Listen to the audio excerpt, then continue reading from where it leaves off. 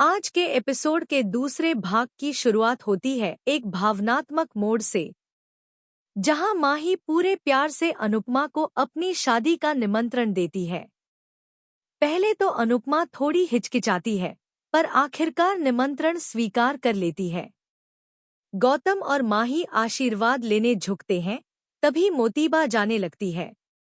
लेकिन परी उनके पैरों में गिरकर माफी मांगती है। मुझे शादी में जाने दो, मैं अब गलती नहीं करूंगी। इसी वक्त ईशानी आगे बढ़ती है और कहती है, अगर सजा देनी है तो मुझे दो, परी को नहीं। मोतीबा का दिल पिघल जाता है और वह कहती है, माँ सही कह रही है, अब इसकी शादी खुशी से हो जाने दो। अनुपमा हल्के तंज में कहती है, जो लोग सिर्फ अपनी आवाज सुनते हैं, उन्हें दूसरों की बातें कभी सुनाई नहीं देती। फिर मुस्कुराकर कहती है, आपने हमें मेहमान बुलाया है, पर हम मायके वालों का फर्ज निभाएंगे। इसी बीच गौतम कहता है, मुझे खुशी है कि जिन हाथों ने मुझे कभी मारा था, अब वही हाथ मेरी बेटी का हाथ मेरे हाथों में दे रहे हैं। ये सुनकर अनुपमा हैरान और भावुक दोनों हो जाती है। गौतम आगे कहता है, मैं माही को इतना खुश रखूंगा कि आप मुझे बेटा कहेंगी, दामाद नहीं।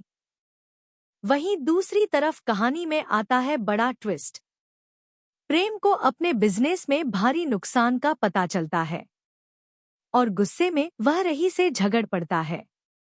राही दृढ़ होकर कहती है, मैं राजा और परी का घर कभी टूटने नहीं दूंगी। इधर अनुपमा को गौतम की बातें याद आने लगती हैं।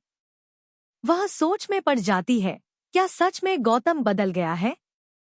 तभी राही आती है और बताती है कि प्रेम का व्यवहार अचानक बदल गया है। अनुपमा उसे समझाती है, कभी कभी प्यार में लोग बातें छुपाते हैं ताकि अपनों को दर्द न पहुंचे। लेकिन राही डरते हुए कहती है, मुझे डर है कि कहीं मैं प्रेम को हमेशा के लिए खो न दूं। तभी एक ग्रुप ऑफ कंपनी से अनुपमा को फोन आता है। फोन पर कहा जाता है, कंपनी का मालिक आपसे मिलना चाहता है।